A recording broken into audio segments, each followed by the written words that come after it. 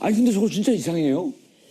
그러니까요. 그런데 나온 어디서 공개했어요, 공개를? 사실을 보면 대단히 충격적이에요. 그러니까 특히 이제 다른 거 다 떠나서 세월호 참사 당일 몸이 예. 안 좋아서 관저에서 업무를 보고 있었다. 이거 처음 알려진 사실이거든요. 예. 그러니까 국민들 입장에서는 여전히 밝혀지지 않은 세월호 7시간 관련해서 특히 황교안 총리 대통령 권한대행이 퇴임하면서 봉인을 30년 봉인 정부 기록물로 30년 봉인을 하고 떠나지 않았습니까? 그래서 이게 문재인 대통령도 후보 시절에 유세 과정에서 국회 요청해서 이 봉인 해제를 할 수 있도록 하겠다라고 했는데 그 사실이 알려졌기 때문에 국민들 입장에서는 대단히 충격적인 사실이 많이 알려진다. 그러니까 공개한 언론 입장에서는 이게 국민들의 알 권리 차원에서 공공성이 있기 때문에 이것은 알릴 필요가 있다. 이렇게 판단하지 않았을까 싶어요. 혹시 역공 작전 아닐까요? 지나친 음모론은 경계합니다. 아니요, 왜 그러냐면 네. 피곤해서 관저에 있었다. 지금 우리가 관저에서 무슨 일을 했냐라고 하는 거에 대해서 네. 무척 궁금해하고 혹시 다른 일을 하지 않았냐. 그리고 막상 김장수 안보실장 했을 때 관저에 없었다라고 하는 듯한 뉘앙스의 스토리들이 계속 나왔었단 말이에요. 대통령이 어디 계신지 몰라서 여러 군데로 팩스를 보냈다고 했었죠. 아니 관저에 있어서 관저에서 좀 쉬고 계시다 이렇게 얘기했었을 거 아니에요.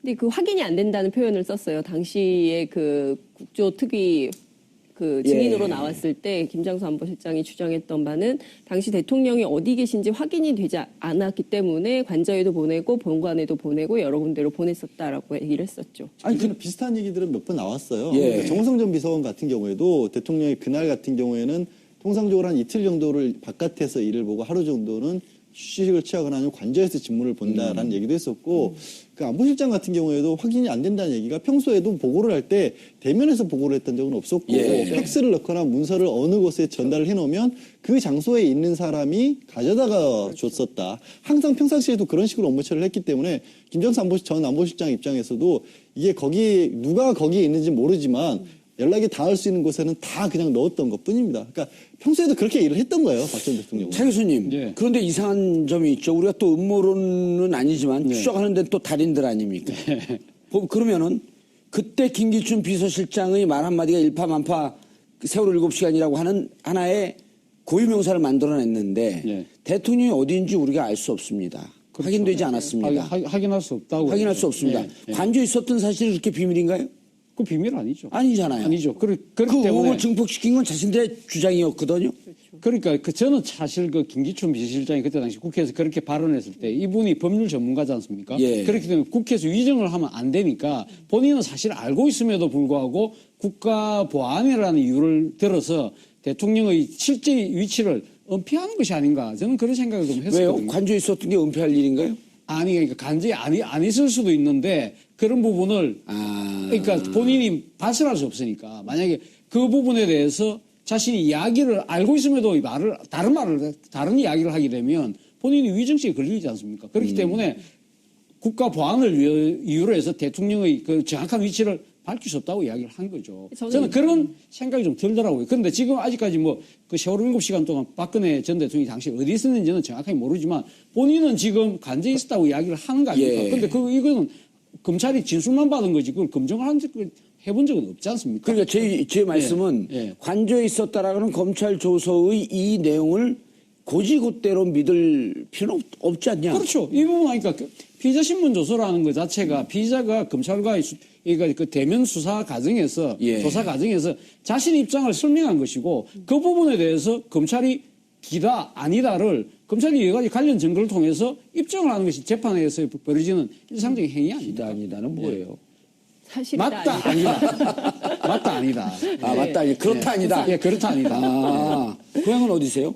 기다 아니다가 사투리인가요? 죄송합니다. 근데 김기춘 비서실장의 어록 가운데 그 얘기도 있잖아요. 대통령이 계신 곳이 집무실이다. 이런 얘기를 했어요. 그건 이해는 좀 가요 저는. 아, 그래요? 예. 근데 저는 좀, 그러니까 그 민주주의 기본 원칙에는 어긋나는 것이 아닌가라는 생각이 좀 들어요. 왜냐하면 문재인 대통령도 연차 휴가를 쓰셨잖아요. 예. 그러니까 어찌 보자면 대통령직이 굉장히 그 대한민국에서 최고위 공직자이긴 하지만 이분도 따져보면 직장인이거든요. 공무원이죠. 공무원이고 그렇기 때문에 당연히 출근을 해야 되는데 박근혜 대통령 같은 경우에는 그런 공직에 혹은 직장의 개념이 없고 자기가 있는 곳이 곧 지미국 국가다 뭐 이런 식으로 이해가 그러니까 안 되네요. 인식의 문제가 있었던 거죠. 그러니까 저는 김기춘 비서실장이나 박근혜 대통령이나 지금 이 상황이 왜 벌어지는지조차도 아직까지도 이해가 제대로 안 되는 거 아닌가라는 상황 인식의 문제. 전 이것이 굉장히 큰 문제라고 봅니다. 장 기자님의 아주 그 깨알 같은 설명 들으니까 이해가 되네. 제가 잘못한 것 같네요. 저도 그 공감을 하는 게요. 네. 저는 굳이 거짓말하지 않았을 것 같아요. 아, 그래요? 예, 굳이 이게 조서에 나온 부분을 저는 상당 부분 믿어요. 그러니까 왜 그러냐면 진짜 그렇게 뭐 심각한 상황이 아니라고 그 정도는 할 수 있다라고 아마 생각을 했을 겁니다. 예. 그러니까 피곤하니까 내가 관저에서 사인하고 평소 업무 보던 방식대로 그냥 보고가 들어오니까 서면 늦게 서류로 사인해놓고 그렇게 얘기했잖아요. 상춘제에서 1월쯤이었나요? 기자들 갑자기 불러 모아서 얘기할 때도 하루 종일 결제서류 이만큼 올라가 있는 거 사인하고 하다 보면 저녁 때쯤 되면 너무 피곤해요. 뭐 이런 식의 그런 정도의 상황 인식이었고 그랬던 거지 그걸 뭐 일부러 감췄거나 지금도 이 순간에도 조서에 나와 있는 대로 필요한 조치는 다 취했다. 그러니까 열심히 하시라. 이런 정도면 되지 않았느냐. 뭘 더 하느냐. 저는 이게 거짓말하는 게 아닌 것 예, 같아요. 저는 그런 인식이 있다고 생각해요. 그럼 이제까지 롯데를 뒤졌고, 롯데 잘못 뒤졌죠. 그 다음에 안가를 뒤졌고, 평창동을 뒤졌고, 또 다른 곳을 뒤졌던 기자들은 다 헛다리 짚은 거네요. 그러니까 인식의 문제인데 우리가 비정상이 정상으로 돌아왔다는 얘기를 왜 하겠습니까?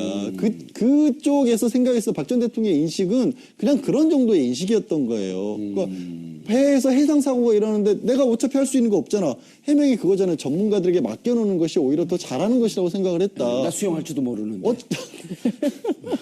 그러니까 그런 게 그러니까 자꾸 보통 다른 사람이라면 나라면 아니면 일반적인 국가 지도자라면 이라는 개념을 가지고 접근을 하니까 이해가 안 가는 건데 그 머리에 하는 사고방식 자체를 그쪽에 맞춰놓고 생각을 하면 저는 이해할 수 있다고 봐요. 이해한다 그러면서 아주 그냥 교묘하게 이렇게 쿡쿡 찌르네요. 제가요? 예. 전 그런 사람 아니에요. 아니 근데 세월호 7시간의 문제가 처음 불거졌을 때는 뭐 문제는 이제 박근혜 전 대통령이 청와대 밖에 있었냐 안에 있었냐 그 이야기가 논란이 있다가 성형시술을 받았냐 안 받았냐 그러니까 이것도 문제가 됐었던 거 안에 아니에요? 관제에 있는 건 거의 지금 다 일치되는 거 아닙니까? 문제는 7시간 저 관제 안에서 뭘 했느냐가 이제 네. 쟁점이었지만 그 부분은 정확하게 아직 밝혀진 것은 없죠. 없는데 그 안에 저는 그런 생각을 해봅니다. 그러니까 그 안에서 뭐 성형시술을 안 받을 수도 있고 그 아이 뭐 진실을 더 밝혀져야 되겠지만 예. 이 박근혜 전 대통령이 한 이야기가 뭡니까? 그날 좀 피곤해가지고 관제에서 조금 편하게 일했다는 이야기 아닙니까? 그렇다고 한다면 사실 세월호 사건이 일어났을 때 아마 청와대 참모들 입장에서는 아마 대통령에게 보고를 하기가 상당히 주저주저 할 수밖에 없지 않았을까 하는 생각이 듭니다. 사실 박근혜 전 대통령이 매일 집무실에 안 나온 스타일이라고 한다면 매일마다 아침마다 아마 청와대 참모들은 아침에 이 이야기 할 겁니다. 뭐 청와대 참모들이 그렇게 썼다고 하니까 오늘 할매 어디 계시노? 어디 계시냐? 그렇게 물어보지 않겠습니까? 오늘 그 집무실로 오시는지, 관제에 계시는지. 사실 이것은 잘못 오셨어요. 시트콤 하는 데 가셔야 돼. 앞서 아까 부산 이야기를 하시는 바람에 제가 약간 좀 풀렸습니다. 죄송한데. 근데 어쨌든. 할매 어디 갔노? 할매 어디 계시노? 뭐 이런 식으로 어디 계시노? 충분히 이야기할 가능성이 있다는 거죠. 근데 오늘 관제에 계신다. 근데 왜 관제에 계시냐? 오늘 좀 피곤하신 것 계속 같아. 부산 버전 해보세요. 왜 관제에 계시노? 이제 개그는 그만하시고. 그래서 그런 식으로 이야기가 되는 과정에서 박근혜 대통령이 당시 피곤해서 관제에 계신다는 것이 만약에 핵심 참모들은 다 공유가 알게 모르게 됐을 거예요. 됐다고 한다면 이런 사건이 큰 사건이 터졌는데 그 상황에서 대통령이 보고를 해야 될지 말아야 될지에 대해서 내부적으로도 자기들끼리 미묘한 신경전이 벌어졌을 가능성이 있다. 예. 실제 또 그 보고서 올라갔을 때도 청와대 관제에 근무하는 근무 요원들조차도 제때 전달을 하지 않았을 가능성도 배제할 수 없다는 거죠. 알겠습니다. 근데 전반적으로 저는 이 진술에서 드러난 박근혜 대통령의 상황 인식에 굉장히 문제점이 많다고 생각을 하는데요. 이를테면 뇌물 혐의와 관련해서 뭐 내가 그 더러운 돈을 받겠다고 대통령이 됐겠냐. 그 사람을 어떻게 이렇게 더럽게 만드냐 뭐 이런 얘기를 한 것. 그리고 이제 뇌물을 받으면 조용히 은밀하게 받지 그렇게 공개적으로 재단 만들어서 받았겠냐 내가. 뭐 이제 이런 인식도 그렇고요. 그리고 기업들이 자발적으로 돈 낸다고 해서 되게 기뻤다. 뭐 이런 이제 표현들을 하는데 그러니까 전반적으로 보면 어떤 절차의 정당성에 대한 인식이 아예 없는 것 같아요. 그러니까 당연히 이게 공무상에 필요하고 어떻게 일이 되어가는 과정에 대한 인식 자체가 없고, 그러니까 자신이 주장하면 그 자체가 그냥 일이 되어서 딱 되고, 뭐 이런 생각을 갖고 국정 운영을 했기 때문에, 오늘의 이 국정농단 사태가 벌어진 것이 아닌가라는 생각을 하게 됩니다. 예. 그런데 이제 그쪽으로 넘어가기 전에 우리 네. 세월호 문제를 계속 얘기했기 때문에 이제 어쨌든 뭐 오늘 이 시간에 세월호 얘기만 다 해도 이게 우리가 밥값 하는 거예요. 네? 2기 특조위에 대해서 대통령께서 네. 후보 시절에 공약도 했었어요. 4월 네. 16일 안산에 가서 네. 만약 국회에서 하지 않는다고 한다면 대통령 직속 특조위를 네. 구성하겠다. 근데 그것은 오늘 청와대가 예.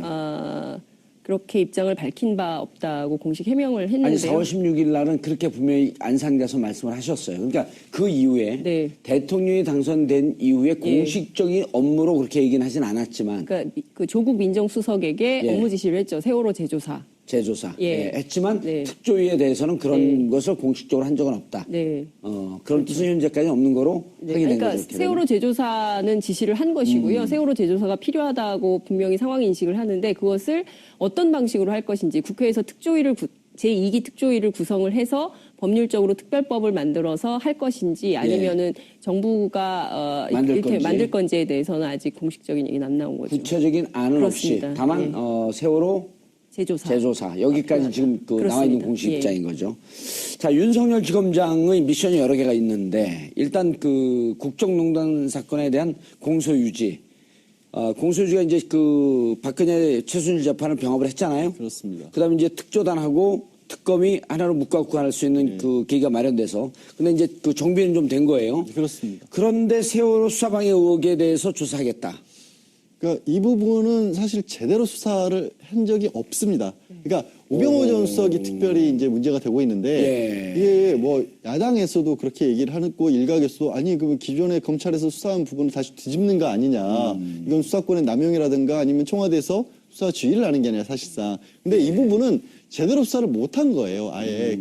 지난해 국정농단과 관련한 부분은 들여다봤지만 우 전 수석에 관련해서는 세월호 이렇게 당시에 광주지검에 외압을 넣었다던가 아니면 그거 말고 우병우 전 수석 말고 다른 부분 왜 세월호 특조위 같은 경우는 일기에 대해서 국가에서 저대로 지원도 안 했었고 사실상 급여도 끊어버리고 세월호 위원 중에서 당시 여당 몫으로 들어왔던 사람들 같은 경우는 사실상 그걸 거부를 하는 그런 자세들도 많이 보였단 말이에요. 그게 저는 세월호와 관련된 부분이 가장 참 답답하고 화가 나는 게 명명백백하게 뭐가 문제인지를 밝혀서 왜 그러면 국가에서 이런 부분은 관리 감독이 없었고 왜 당시에는 해경이 제대로 출동을 못했고 구조선을 제대로 못 보냈고 상황에 아이들이 그렇게 정말 죽어나가는데 왜 아무도 뛰어들지 않았냐 그거를 밝히자는 거지 누구를 꼭 막 벌 주고 누구에게 책임을 묻고 이러자는 게 아니었잖아요 애초부터. 근데 그 당시 여권에서는 계속 그것들을 들춰내는 것 자체가 정치적으로 부담스럽다는 이유로 조사 자체를 막아버린 겁니다. 조사 자체를.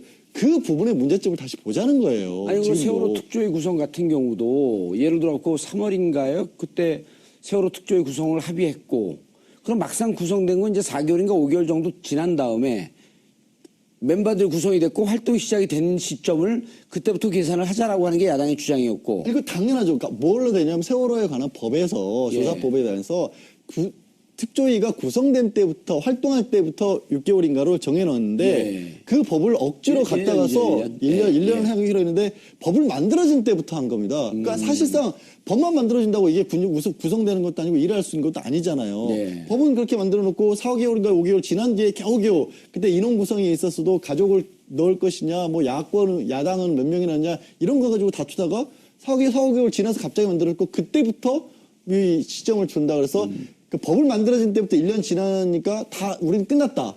더 이상 못한다. 그래서 그때부터 사실상 조사를 못하게 막아버린 거 아니겠습니까? 예. 그런 부분에 있어서 문제점을 보겠다라는 거죠. 아이의 생일은 태어난 때부터 아니에요. 근데 임신할 때부터 생일을 잡을 수는 없는 거 아니에요? 이거는 임신할 때부터 한 게 아니라요. 예. 결혼식 올릴 때부터 한 거예요. 법 만들었으니까. 공식적인 부부니까. 오늘 밥값하셨어요. 긴지 아닌지는 잘 모르겠지만. 그러니까 웃으면 안 되는데 어이가 없어서 웃는 겁니다. 사실 저도 이 상황이. 그 사람들이? 예, 그때 했던 일들 자체가. 아니 말 자체가 처음에 유가족이나 야권에 대해서도, 그러니까 세월호 특조위에 대해서도 수사권을 어느 정도 줘야 된다는 얘기를 할 때 네. 이런 식으로 얘기를 했잖아요. 왜 피해자한테 수사권을 주냐. 근데 피해자가 그건 온 국민이 피해자인 거예요, 사실은. 그 말 자체에서 자신들이 가해자라는 걸 스스로 인정하는 얘기인데도 불구하고 그런 식의 화법을 썼어요. 아니, 수사권 기소권 얘기할 때마다 그 얘기했잖아요. 대통령 하겠다는 거 아니냐, 복수하겠다는 거 아니냐. 그런 발상을 한다는 것 자체가 너무 어이없는 거죠. 말씀드린 것처럼 그게 문제가 아닌데 나라를 제대로 세우자는 건데 뭐가 문제인지 알아야 다시는 그런 일이 발생하지 않도록 하자는 건데 그걸 꼭 복수, 정치적 보복 이런 관념만 들어있었다라는 거죠. 사람들의 예, 머리에. 알겠습니다. 차 교수님, 예. 오늘 구경하러 나오신 거 아닐 거고요. 예. 질문을 못해서 죄송합니다. 죄송합니다. 제가 너무 열을 내가지고. 말이 길었네요. 최순실 씨에 대해서 예. 뇌물 부분도 좀 이게 좀 말이 이 검찰 조사 받으면서 이렇게 하면은 우리 같은 사람들이 이렇게 얘기하면 검찰이 한 대 때리는데.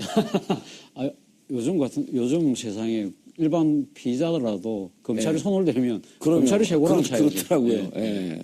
수갑차집도 쇠고락을 찹니까? 그거 참 이상한 표현을 많이 쓰네. 아니 쇠고랑이라는 표현은 언론 용어로도 많이 아, 씁니다. 그래요? 예, 알겠습니다. 그 더러운 돈 받겠다고 사람을 어떻게 이렇게 더럽게 만드느냐. 뇌물을 받는다면 몰래 받지. 다는 공익자다 만들어서 받겠느냐. 예. 이렇게 진술을 했다 그래요. 그렇죠. 어제 사실 박근혜 전 대통령이 1차 공판이 있지 않습니까? 거기서도 비슷한 거기서 비슷한 유영아 변호사가 한 이야기가 그거 아닙니까? 예. 어떻게 재단 돈 이렇게 내놓은 거, 그걸 우리가 어떻게 그걸 갖고 쓸 수 있느냐. 그리고 삼성하고 지금 뇌물 받았다고 하지만 구체적인 정황 있냐. 정황 없지 않느냐. 그러면서 지금 검찰이 공소장에 기술한 이 혐의 사실에 대한 증거라는 것이 결국 언론 기사밖에 더 있느냐. 언론 보도밖에 더 있느냐. 그럼 언론 보도에 의해서 공소를 제기했다고 한다면 그럼 언론 보도에서 이번에 거론된 한웅재 이원석 부장검사들은 그럼 당연히 수뢰죄로 기소를 해야 되는 거 아니냐. 그렇게 역으로 받아칠 정도로 상당히 강하게 나왔거든요. 그러니까 박근혜 전 대통령 입장은 일관되지 않습니까? 자신은 단 한 푼도 받은 적이 없다. 내 주머니로 들어온 거 있느냐. 있느냐. 그렇게 물어보는 거죠. 그리고 만약에 했다고 한다면 자신의 비선도 아닌 시녀 같은 최순실이 나를 내 몰래 챙긴 거, 그거는 내가 모를 수 있다. 그 정도까지만 지금 자신이 딱 허용할 수 있는 선을 끊어놓고 그 위에는 절대 밖으로 안 넘어가는 거죠. 예. 처음서부터 계속 네. 누군가 정규재? 정규재 TV. 예, 정규재 TV에서도 그랬고, 예. 1월 1일 기자들 모아놓고도 예. 그랬고, 처음에 피해자인 것처럼, 네. 그 다음에 점점 시간이 지나면서 아주 고도의 음모에 의한 희생자. 네. 그런데 정규재 TV에서 사실 그랬죠. 예. 음모론을 상당히 강조했죠. 돈 얘기에서도, 아니, 나중에 그 이후도 여러 차례 이제 그런 유사한 얘기들이 나오는데, 지금 뇌물 얘기 보면은 최순실 얘기가 묶어서 보게 되면 마치 그냥 최순실한테 당한 듯. 그렇죠. 내가 죄가 있다면 최순실이 그러고 다니는 걸 몰랐다는 것 정도로 이제 축약해서 주장을 하고 있는데 사실 이 주장이 납득이 그대로 돼요? 납득되긴 어려울 것 같아요. 그러기에는 너무 많은 증거들이 깨알 같은 지시들이 나오지 않았습니까? 정호성의 녹취록, 그다음에 우리가 계속 방송에서 얘기했지만 안종범의 수첩 39번의 예. 수첩, 김영한 민정수석의 안종범 수첩 같은 경우는 문장으로 구성되어 있다는 거 아닙니까? 그리고 네. 왜냐하면 주는 대로 주면서 적으니까요. 그러면서 지금 제대로 적고 있죠라고 하는 확인까지 했다는 거 아니에요? 그러니까요. 그러니까 너무나 많은 증거 자료들이 넘쳐나고 있는 것이죠. 지금 검찰 주장대로 증거는 차고 넘치는데 본인의 주장은 계속 이렇게 하고 싶지만 글쎄요, 이런 주장이 통할 것 같지는 않습니다. 예. 하는 과정에서. 증거가 차고 넘친다지만 증거가 차고 넘치는 거 의외도 말입니다. 지금 그만 최순실 씨가 자신이 비선이 아니었고 나서지 않는 사람이었기 때문에 네. 자신은 최순실에 대해서 아무런 편의를 봐준 거 없다고 이야기하지만 그러면 이런 것들을 어떻게 설명할까요? 최순실의 학부모에서 알게 된 KD 코퍼레이션 같은 데다가 이 납품을 지시하도록 한 것들, 그리고 미얀마 대사를 최순실을 추천받아서 미얀마 대사를 임명한 것들, 또 미사리 땅 개발 정보를 전해준 거, 이런 것들은 그러면 너무 이뻐서 그러면 자신이 일부러 챙겨준 건가요? 이런 부분들이 설명이 안 된다는 거죠. 그러니까 증거도 증거지만 지금 최순실 씨가 상당히 국정농단을 저질러 놓은 부분에 있어서 박근혜 전 대통령이 그럼 왜 최순실 씨를 이렇게 도와줬을까? 거기에 대한 합리적인 해명이 없다는 거죠. 그러니까 이런 것도 있어요. 지금 차 교수께서 지적하신 부분 더하기 박 전 대통령이 생각하는 뇌물, 부정한 일 이런 거의 범위가 일반적인 시각에서 보는 뇌물 부정한 일하고 범위가 다른 거예요. 그럴 수 있겠네. K스포츠 이런 거 만드는 거, K스포츠하고 미르 이런 거 만들어낸 거는 부정한 일이 아닌 거예요. 그리고 기업들 불러서 대통령 입장에서 그냥 편히 얘기를 했는데 자기들이 알아서 한 거지 자발적이라고 하잖아요. 아버지 때는 늘 그랬고. 늘 그랬으니까 그냥 불러서 그랬으면 좋겠다. 하지만 나는 손목을 비틀진 않았다. 안 내놓는다고 내가 뭔가 하려고 한 것도 아니었고 정말 나는 그냥 해줬으면 좋겠다고 했는데 알아서 민원을 줬는데 들어준 건 어떻게 설명을 해요? 예? 민원을 들어준 건 어떻게 설명을 해요? 민원을 그러니까 그거 얘기했잖아요. 어머님이 유지부터 청와대까지 들어온 민원들이었으니까 챙겨야 한다. 그리고 여러 가지 대화 통로가 있을 수 있지만 자기가 들을 수 있는 통로가 최순실밖에 없었으니까 거기를 챙겨준 것뿐이죠. 어려운 기업이었고 그리고 좋은 데라고 하니까 기술력도 있다고 하는데 검증 과정도 필요 없었던 거죠. 그런 아주 극히 일부에 가는 거고 최순실이 나댄지 몰랐다는 거는 그렇게 미래하고 K스포츠가 만든 다음에 일부 그중에서 직접적으로 최순실이 빼겠다고 한 세무들도 있었지 않습니까? 예. 그거 하나는 잘못됐다고 보는 거예요. 그거는 잘못됐지만 그거는 내가 몰랐다는 거죠. 그러니까 지금 검찰이 보는 큰 그림 삼성이 정유라를 도와주려고 했던 것도 체육 스포츠 육성 사업이었고 승마 경기에 도와주는 것 중에서 전체 그림이 원래는 그렇잖아요. 삼성하고 계약을 할 때도 승마협회 전체를 도와주는 걸로 계약을 그렇게 했는데 했었죠. 예. 최순실이 뺀 거 아니에요. 정유라만. 그건 몰랐다. 하지만 삼성이 승마 사업을 도와주게 하는 건 나는 국가의 스포츠 사업을 장려한 거다. 이렇게 생각하는 거예요. 본인은. 핵심은요. 방금 전에 나왔지만 최순실에게 속았다는 생각에 참담한 심정이며 이런 시점을 이런 사정을 몰락해서 마음이 아팠다. 이건 앞으로 재판을 어떻게 받겠다라고 하는 처음서부터 이건 내 입장은 어떻게 돼야 되겠다라고 변호인하고 좀 의논이 된 바 아닐까요? 상당히 크게 조율이 된 거죠. 그렇죠. 근데 된 거죠. 변호인하고 의견을 하는 것도 변호인도 유영하 변호사가 대표적이고 나머지 분들도 제가 조금 전에 말씀드린 박 전 대통령이 대통령으로서 그 정도 일을 할 수 있는 거 아니냐라는 범위를 수용하는 변호사들로 구성이 됐어요. 제가 보면. 나와서 하시는 말씀들도 박 전 대통령 입장하고 같아요.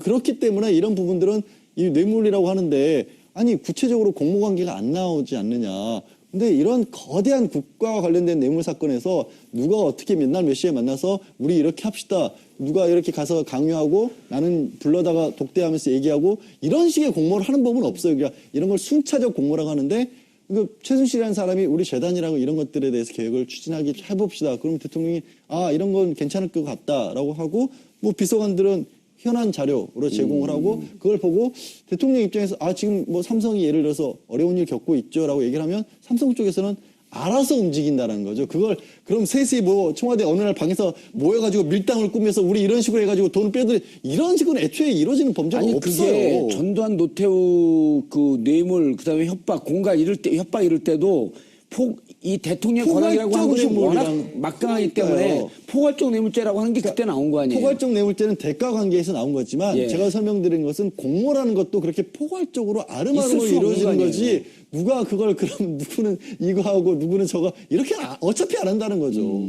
그렇지 않습니까? 사실 상식적으로 봐도. 예. 저는 그러니까 시종일관 박근혜 전 대통령의 재판 전략은 이게 법률적으로 다퉈봐야 승산이 있을 수 없다. 결과적으로는 정치적으로 돌파하지 않으면 안 된다. 그러니까 그날도 어제 첫 재판이었지만 지지자들이 한 100여 명이 몰려 나와서 그렇죠. 또 무죄를 주장하지 않았습니까?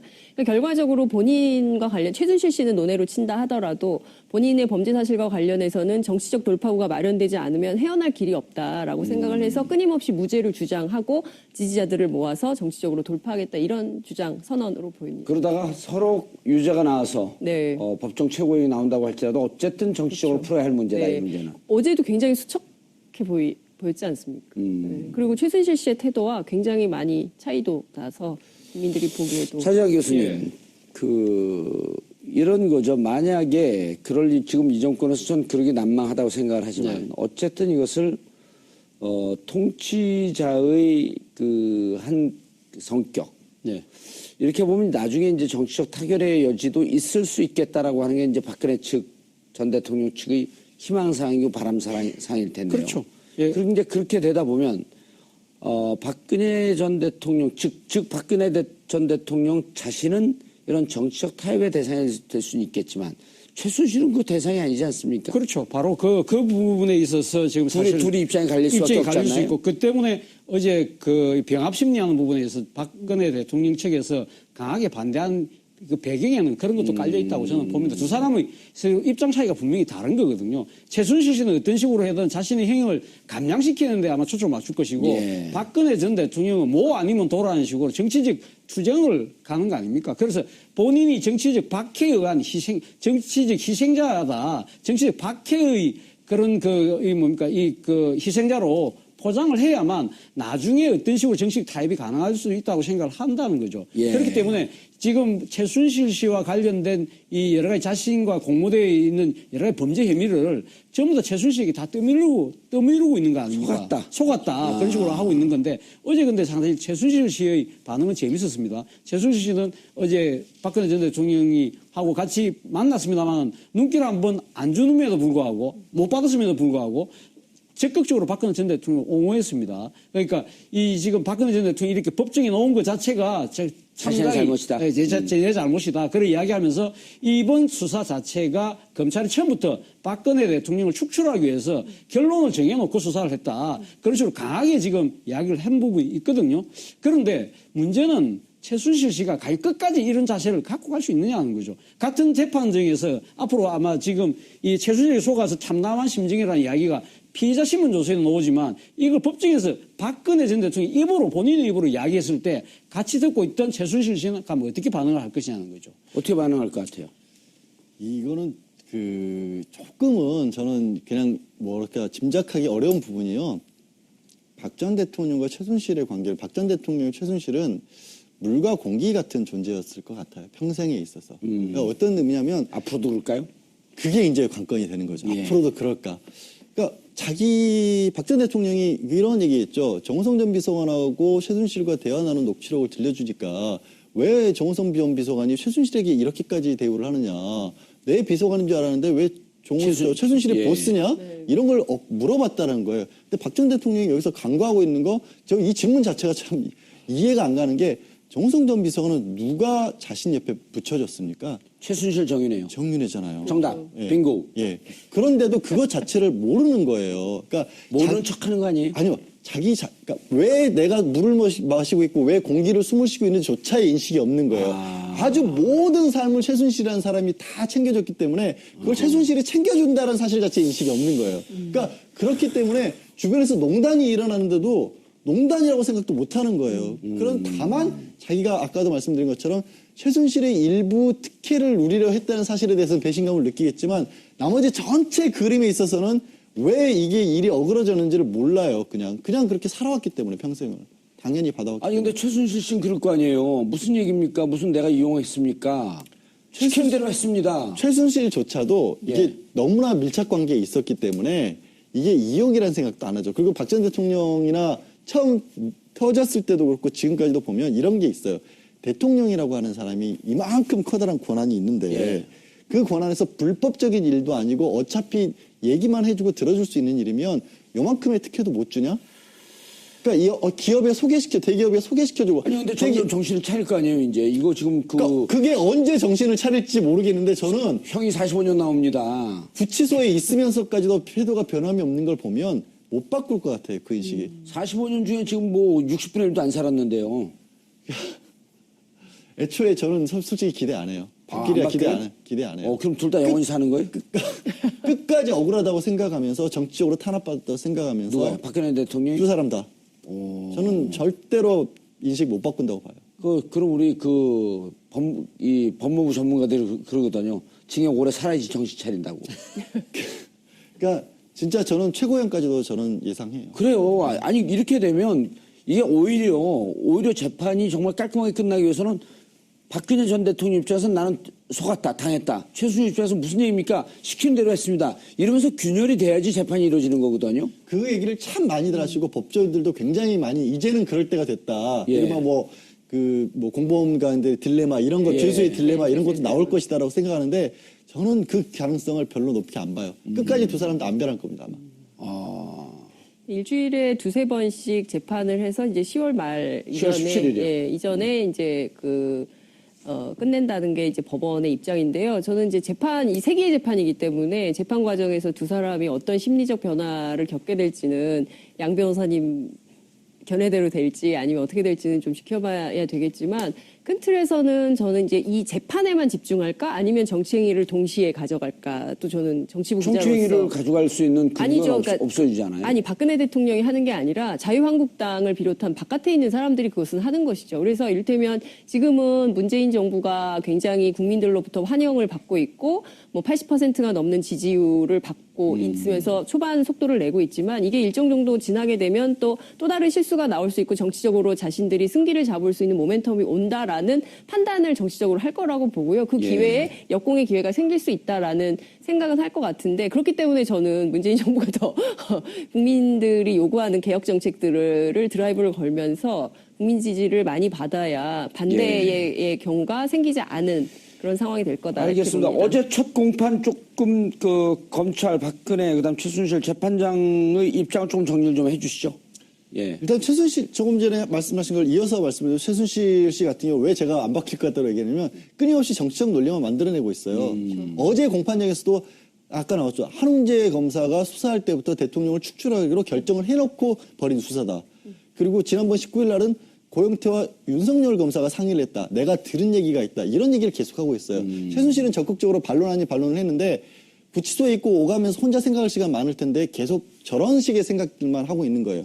그다음에 박 전 대통령은 이제 대통령은 얘기한 바가 없고 유영하 변호사가 얘기를 했죠. 전부 다 부인을 하고 있고 뇌물 같은 경우에는 이게 전부 상상으로 만든, 그러니까 사상누각이라는 표현을 썼던 것처럼 상상으로 검찰이 추론만으로 만들어낸 증거도 없는 기소다라고 했고 블랙리스트와 관련된 부분은 전반적으로 이런 거죠. 대통령이 혹시라도 이게 부적절한 어떤, 그러니까 좌파 예술인들이 활동하는 게 너무 걱정스럽다라는 얘기를 했을지 모르지만 그렇다고 해서 그 밑에 사람들이 알아서 벌인 일까지 대통령이 책임질 수는 없다라는 식으로 얘기를 했고 그것에 대해서 대통령은 전반적으로 나는 그냥 변호사가 한 일을 같은 입장이다라고만 했습니다. 예. 54의 글자를 얘기했다고 하던가요? 박 전 대통령이 어제 예. 인정신문까지 다 포함해서 고작 54마디밖에 4글자밖에 얘기를 안 했대요. 근데 뭐 박근혜 전 대통령 입장에서 어제 그 첫 번째 재판에서 뭐 자신의 이야기를 할 이유는 별로 없는 거죠. 앞으로 시간이 상당히 많기 때문에 그렇기 때문에 뭐 어제는 말을 아낀 걸로 보이는 거고요. 저는 이제 끝까지 이제 최순실 씨가 갈 것이냐 저는 생각이 약간 좀 다릅니다. 알겠습니다. 그건 다음 시간에. 알겠습니다. 자, 박근혜 전 대통령에 대한 재판이 어제 첫 시작했습니다. 이제 첫 결론을 띄었습니다. 그리고 박근혜 전 대통령께서 알아야 할 것이 있습니다. 구속을 시킨 것은 검찰, 법원이지만 구속까지 이르게 했던 그 힘은 바로 국민의 촛불이었습니다. 5천만 국민이 지켜보고 있는 상황에서 부인을 하는 것이 과연 어디까지 통할지 지켜볼 일입니다. 5월 24일 수요일 정봉주의 품격시대 마치겠습니다. 아니 근데 저거 진짜 이상해요. 그러니까요. 그런데 나온 어디서 공개했어요, 공개를? 사실을 보면 대단히 충격적이에요. 그러니까 특히 이제 다른 거 다 떠나서 세월호 참사 당일 몸이 안 좋아서 관저에서 업무를 보고 있었다. 이거 처음 알려진 사실이거든요. 그러니까 국민들 입장에서는 여전히 밝혀지지 않은 세월호 7시간 관련해서 특히 황교안 총리 대통령 권한대행이 퇴임하면서 30년 봉인, 정부 기록물로 30년 봉인을 하고 떠나지 않았습니까? 그래서 이게 문재인 대통령도 후보 시절에 유세 과정에서 국회 요청해서 이 봉인 해제를 할 수 있도록 하겠다라고 했는데 그 사실이 알려졌기 때문에 국민들 입장에서는 대단히 충격적인 사실이 많이 알려진다. 그러니까 공개한 언론 입장에서는 이게 국민들의 알 권리 차원에서 공공성이 있기 때문에 이것은 알릴 필요가 있다. 이렇게 판단하지 않았을까 싶어요. 혹시 역공 작전 아닐까요? 지나친 음모론은 경계합니다. 아니요, 왜 그러냐면 피곤해서 관저에 있었다. 지금 우리가 관저에서 무슨 일을 했냐라고 하는 거에 대해서 무척 궁금해하고 혹시 다른 일을 하지 않았냐. 그리고 막상 김장수 안보실장 했을 때 관저에 없었다라고 하는 듯한 뉘앙스의 스토리들이 계속 나왔었단 말이에요. 대통령이 어디 계신지 몰라서 여러 군데로 팩스를 보냈다고 했었죠. 아니 관저에 있어서 관저에서 좀 쉬고 계시다 이렇게 얘기했었을 거 아니에요. 근데 그 확인이 안 된다는 표현을 썼어요. 당시에 그 국조특위 그 증인으로 예. 나왔을 때 김장수 안보실장이 주장했던 바는 당시 대통령이 어디 계신지 확인이 되지 않았기 때문에 관저에도 보내고 본관에도 보내고 여러 군데로 보냈었다라고 얘기를 했었죠. 아니, 비슷한 얘기들은 몇 번 나왔어요. 예. 그러니까 정우성 전 비서관 같은 경우에도 대통령이 그날 같은 경우에는 통상적으로 한 이틀 정도를 바깥에서 일을 보고 하루 정도는 휴식을 취하거나 아니면 관저에서 직무를 본다라는 얘기도 했었고 그 안보실장 같은 경우에도 확인이 안 된다는 얘기가 평소에도 보고를 검찰과의 그 대면 수사 과정에서 예. 조사 과정에서 자신의 입장을 설명한 것이고 그 부분에 대해서 검찰이 기다 아니다를 검찰이 여러 가지 관련 증거를 통해서 입증을 하는 것이 재판에서 벌어지는 일상적인 행위 아닙니까? 아니다는 뭐예요? 사실이다 맞다 아니다. 아니다. 맞다 아니다. 아, 맞다. 아니, 그렇다, 아니다. 예, 그렇다 아니다. 아, 고향은 어디세요? 기다 아니다가 사태인가요? 죄송합니다. 아. 근데 김기춘 비서실장의 어록 가운데 그 얘기도 있잖아요. 대통령이 계신 곳이 집무실이다. 이런 얘기를 했어요. 그건 이해는 좀 가요, 저는. 아, 그래요? 예. 근데 저는 좀, 그러니까 그 민주주의 기본 원칙에는 어긋나는 것이 아닌가라는 생각이 좀 들어요. 왜냐하면 문재인 대통령도 연차 휴가를 쓰셨잖아요. 예. 그러니까 어찌 보자면 대통령직이 굉장히 그 대한민국에서 최고위 공직자이긴 하지만 이분도 따져보면 직장인이거든요. 공무원이죠. 공무원이고 그렇기 때문에 당연히 출근을 해야 되는데 박근혜 대통령 같은 경우에는 그런 공직에 혹은 직장의 개념이 없고 자기가 있는 곳이 곧 지미국 국가다 뭐 이런 식으로 아, 이해가 그러니까 안 되네요. 인식의 문제가 있었던 거죠. 그러니까 저는 김기춘 비서실장이나 박근혜 대통령이나 지금 이 상황이 왜 벌어지는지조차도 아직까지도 이해가 제대로 안 되는 거 아닌가라는 상황 인식의 문제. 전 이것이 굉장히 큰 문제라고 봅니다. 장 기자님의 아주 그 깨알 같은 설명 들으니까 이해가 되네. 제가 잘못한 것 같네요. 저도 그 공감을 하는 게요. 네. 저는 굳이 거짓말을 하지 않았을 것 같아요. 아, 그래요? 예, 굳이 이게 조서에 나온 부분을 저는 상당 부분 믿어요. 그러니까 왜 그러냐면 진짜 그렇게 뭐 심각한 상황이 아니라고 그 정도는 할 수 있다라고 아마 생각을 했을 겁니다. 예. 그러니까 피곤하니까 내가 관저에서 사인하고 평소 업무 보던 당시대로 그냥 보고가 들어오니까 서면 늦게 서류로 사인해놓고 그렇게 얘기했잖아요. 상춘제에서 1월쯤이었나요? 기자들 갑자기 불러 모아서 얘기할 때도 하루 종일 하기가 상당히 주저주저 할 수밖에 없지 않았을까 하는 생각이 듭니다. 사실 박근혜 전 대통령이 매일 집무실에 안 나온 스타일이라고 한다면 매일마다 아침마다 아마 청와대 참모들은 아침 이 이야기 할 겁니다. 뭐 청와대 참모들이 그렇게 썼다고 하니까 오늘 할매 어디 계시노? 어디 계시냐? 그렇게 물어보지 않겠습니까? 오늘 그 집무실로 오시는지 관저에 계시는지. 사실 교수님 잘못 오셨어요. 시트콤 하는 데 가셔야 돼. 앞서 아까 부산 이야기를 하시는 바람에 제가 약간 좀 풀렸습니다. 죄송한데. 근데 어쨌든. 할매 어디 갔노? 할머니 어디 계시노? 뭐 이런 식으로 어디 계시노? 충분히 이야기할 가능성이 있다는 거죠. 근데 오늘 관저에 계신다. 근데 왜 관저에 계시냐? 오늘 좀 피곤하신 것 계속 같아. 부산 버전 해보세요. 왜 관저에 계시노? 이제 개가 피곤하시고. 그래서 그런 식으로 이야기가 되는 과정에서 박근혜 대통령이 당시 피곤해서 관저에 계신다는 것이 만약에 핵심 참모들은 다 공유가 알게 모르게 됐을 거예요. 됐다고 한다면 이런 사건이 큰 사건이 터졌는데 그 상황에서 대통령이 보고를 해야 될지 말아야 될지에 대해서 내부적으로도 자기들끼리 미묘한 신경전이 벌어졌을 가능성이 있다. 예. 실제 또 그 보고서 올라갔을 때도 그 관제에 근무하는 근무 요원들조차도 제때 전달을 하지 않았을 가능성도 배제할 수 없다는 거죠.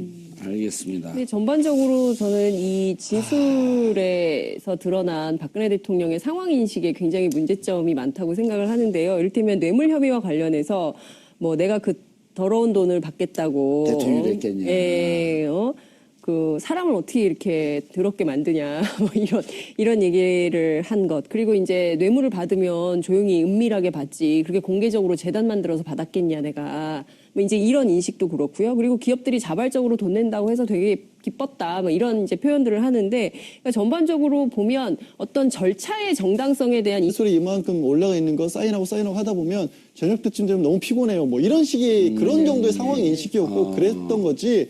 그걸 뭐 일부러 감췄거나 지금도 이 순간에도 조서에 나와 있는 대로 필요한 조치는 다 취했다. 그러니까 열심히 하시라. 이런 정도면 되지 않았느냐. 뭘 더 하느냐. 저는 이게 거짓말하는 게 아닌 것 같아요. 저는 그런 인식이 있다고 생각해요. 그럼 이제까지 롯데를 뒤졌고 롯데 잘못 뒤졌죠. 그다음에 안가를 뒤졌고 평창동을 뒤졌고 또 다른 곳을 뒤졌던 기자들은 다 헛되이 짚은 거네요. 그러니까 인식의 문제인데 우리가 비정상이 정상으로 돌아왔다는 얘기를 왜 하겠습니까? 그쪽에서 생각해서 박 전 대통령의 인식은 그냥 그런 정도의 인식이었던 거예요. 그러니까 배에서 해상 사고가 일어나는데 내가 어차피 할 수 있는 거 없잖아. 해명이 그거잖아요. 전문가들에게 맡겨놓는 것이 오히려 더 잘하는 것이라고 생각을 했다. 나 수영할지도 모르는데. 그러니까 그런 게 그러니까 자꾸 보통 다른 사람이라면 나라면 아니면 일반적인 국가 지도자라면 이라는 개념을 가지고 접근을 하니까 이해가 안 가는 건데 그 머리에 하는 사고방식 자체를 그쪽에 맞춰놓고 생각을 하면 저는 이해할 수 있다고 봐요. 이해한다 그러면서 아주 그냥 교묘하게 이렇게 쿡쿡 찌르네요. 제가요? 예. 전 그런 사람 아니에요. 아니 근데 세월호 7시간의 문제가 처음 불거졌을 때는 뭐 문제나 박근혜 전 대통령이 청와대 밖에 있었냐 안에 있었냐 그 이야기가 논란이 있다가 성형 시술을 받았냐 안 받았냐 이것도 문제가 됐었던 거 안에 아니에요? 관제에 있는 건 거의 앉아 지금 다 앉아 일치되는 거 아닙니까? 문제는 7시간 저 관제 안에서 뭘 했느냐가 이제 네. 쟁점이었지만 그 부분은 정확하게 아직 밝혀진 것은 없죠. 없는데 그 안에 저는 그런 생각을 해봅니다. 그러니까 그 안에서 뭐 성형 시술을 안 받을 수도 있고 그 아직 뭐 진실을 더 밝혀져야 되겠지만 예. 이 박근혜 전 대통령이 한 이야기가 뭡니까? 그날 좀 피곤해가지고 관제에서 조금 편하게 일했다는 이야기 아닙니까? 그렇다고 한다면 사실 세월호 사건이 일어났을 때 아마 청와대 참모들 입장에서는 아마 대통령에게 보고를 할 때 대면에서 보고를 했던 적은 없었고 예. 팩스를 넣거나 문서를 어느 곳에 전달을 해놓으면 그 장소에 있는 사람이 가져다가 줬었다. 항상 평상시에도 그런 식으로 업무 처리를 했기 때문에 김정수 전 안보실장 입장에서도 이게 누가 거기에 있는지 모르지만 연락이 닿을 수 있는 곳에는 다 그냥 넣었던 것뿐입니다. 그러니까 평소에도 그렇게 일을 했던 거예요, 박 전 대통령은. 차 교수님, 예. 그런데 이상한 점이 있죠. 우리가 또 음모론은 아니지만 추적하는 데는 또 달인들 아닙니까? 그러면은 그때 김기춘 비서실장의 말 한마디가 일파만파 세월호 7시간이라고 하는 하나의 고유명사를 만들어냈는데 예. 대통령이 어디인지 우리가 알 수 없습니다. 확인되지 않았습니다. 확인할 수 없다고. 확인할 수 없습니다. 예, 예. 관저에 있었던 사실이 그렇게 비밀인가요? 그 비밀 아니죠. 아니잖아요. 아니죠. 그렇기 그 때문에 의혹을 증폭시킨 건 자신들의 주장이었거든요. 그러니까 저는 사실 그 김기춘 비서실장이 그때 당시 국회에서 그렇게 발언했을 때 이분이 법률 전문가지 않습니까? 예. 그렇기 때문에 국회에서 위정을 하면 안 되니까 본인은 사실 알고 있음에도 불구하고 국가보안이라는 이유를 들어서 대통령의 실제 위치를 은폐하는 것이 아닌가 저는 그런 생각을 좀 왜요? 했었거든요. 관저에 있었던 게 은폐할 일인가요? 아니 그러니까 간제에 안 있을 수도 있는데 그런 부분을 그러니까 본인이 발설할 수 없으니까 만약에 그 부분에 대해서 자신이 이야기를 알고 있음에도 다른 이야기를 하게 되면 본인이 위증죄에 걸리지 않습니까? 그렇기 때문에 국가 보안을 이유로 해서 대통령의 그 정확한 위치를 밝힐 수 없다고 이야기를 한 거죠. 저는 그런 생각이 좀 들더라고요. 그런데 지금 아직까지 뭐 그 세월호 7시간 동안 박근혜 전 대통령이 당시 어디 있었는지는 정확하게 모르지만 본인은 지금 관제에 있었다고 이야기를 하는 거 아닙니까? 예. 근데 이거는 검찰이 진술만 받은 거지 그걸 검증을 해본 적은 없지 않습니까? 그러니까 제 말씀은 예. 관저에 있었다라는 검찰 조서의 이 내용을 고지고대로 믿을 필요는 없지 않냐. 그렇죠. 이 부분 하니까 피의자 신문 조서라는 것 자체가 피의자가